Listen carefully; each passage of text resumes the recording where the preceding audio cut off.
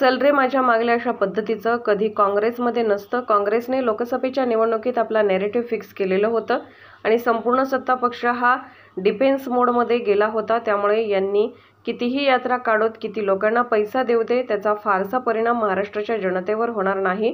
महाराष्ट्राची जनता पूर्णपणे ओळखून आहे, हे सरकार भ्रष्ट अनैतिक आहे। चाल रे माझ्या मागल्या अशा पद्धतीचं काँग्रेसमध्ये कधी नसतं। काँग्रेसनी मागच्या लोकसभेच्या निवडणुकीत आपलं नॅरेटिव्ह फिक्स केलेलं होतं आणि त्यामध्ये संपूर्ण सत्ता पक्ष हा डिफेन्स मोडमध्ये गेला होता आणि चित्र आपण देशाचं आज बघतो आहोत।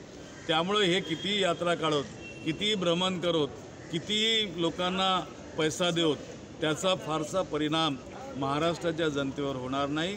महाराष्ट्राची जनता यांना पूर्णपणे ओळखून आहे की हे सरकार भ्रष्ट आहे, ही सरकार अनैतिक आहे, ही सरकार असंवैधानिक आहे आणि त्याचा नायनाट झाला पाहिजे हे सर्वांना वाटतं।